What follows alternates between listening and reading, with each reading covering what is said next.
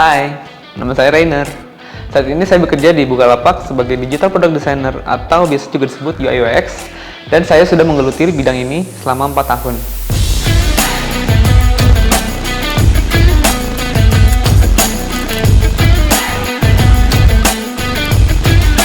Selama menjadi Product Designer, saya telah bekerja dengan Bukalapak, Smart Seller, dan juga Telkom Sigma. Di Bukalapak, saya fokus pada pengembangan produk dalam membantu seller menjual barangnya dengan lebih mudah. Smart Seller adalah salah satu dari anak perusahaan Bukalapak. Di sini saya membuat beberapa produk baru seperti storefront atau website builder seperti Wix dan Shopify, kalau tahu, dan TikTok Shop integration untuk memudahkan merchant memperluas channel penjualannya. Lalu, di Telkom Sigma, saya membuat beberapa produk baru untuk keperluan internal perusahaan yang bisa dijual juga ke perusahaan lain yang perlu juga ya. Itu seperti manajemen aset, sistem asensi digital, dan petrol manajemen. Sebelum menjadi product designer, saya berkecimpung di desain grafis karena latar belakang kuliah saya yang adalah DKV atau desain komunikasi visual. Saya bekerja sebagai desainer grafis di kantor majalah dan advertising agency. Dari pengalaman itu, saya merasa pekerjaan sebagai desainer grafis bukanlah jalan yang terbaik untuk saya. Saya mencoba berbagai hal, jadi saya mulai bisnis garment, meski akhirnya tutup karena bangkrut. Tapi hal ini menjadi pengalaman yang sangat berharga buat saya. Karena ada 2 hal penting yang bisa diambil, yaitu networking dan negosiasi. Dari situ saya tertantang untuk menggali 2 soft skill ini lebih lanjut dengan berkarir sebagai account manager di Telkom Sigma. Tapi, seiring berjalannya waktu, atasan saya melihat bakat saya itu lebih ke bidang desain. Jadi, ketika ada kesempatan untuk bekerja sebagai product designer, saya memberanikan diri untuk mengubah haluan. Pada saat itu, saya merasa beruntung ya, diberi kepercayaan sebagai product designer. Karena role ini sebenarnya hal yang baru di Telkom Sigma, yang notabene perusahaan IT yang kebanyakan berisi programmer. Ketika saya masuk ke dunia UI UX, saya pikir UI UX itu hanya membuat tampilan website atau aplikasi seperti di Behance atau Dribbble. Ternyata yang saya lihat itu hanyalah bagian UI dari UX-nya. UX itu mencakup hal yang jauh lebih besar.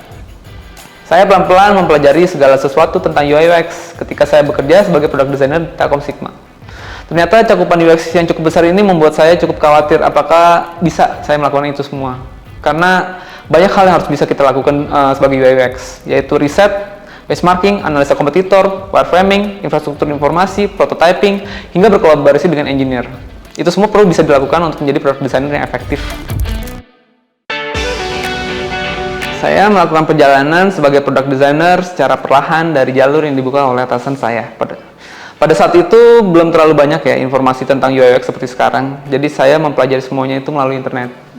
Karena jenjang karir sebagai product designer di Telkom Sigma itu belum terlalu terbentuk, saya coba mencari tantangan baru di perusahaan yang memang memiliki divisi product design yang udah lama seperti Bukalapak.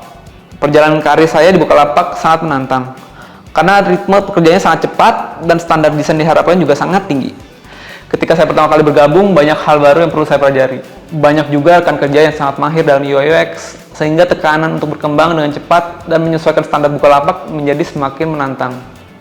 Meskipun saat ini masih dalam proses, saya cukup mampu mengatasi tekanan tersebut karena niat dan motivasi saya untuk belajar dan menjadi ahli dalam dunia product design sangat besar.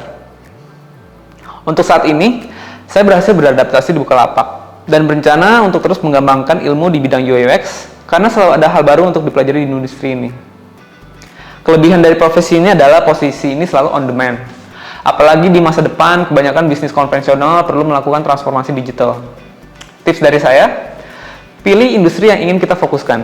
Semakin kita fokus pada suatu industri, maka semakin terfokus pula portfolio kita dan semakin dicari juga kita di industri tersebut. Saya tidak tahu apa yang terjadi jika saya nggak mengambil kesempatan sebagai product designer ya dari atasan saya saat itu. Namun sekarang, saya merasa itu pilihan yang tepat. Dan sekarang, saya di sini akan membantu teman-teman untuk mengetahui lebih dalam tentang UI UX. Dalam kursus ini, ada beberapa materi yang akan saya ajarkan ke teman-teman.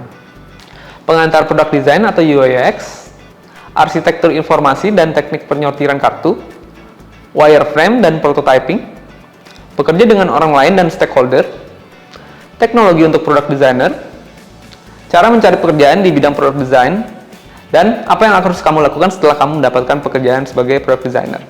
Meskipun kamu tidak memiliki pengalaman atau belum pernah mengetahui bidang ini, tapi merasa bahwa ini adalah minatmu, maka kamu harus mengikuti kursus ini.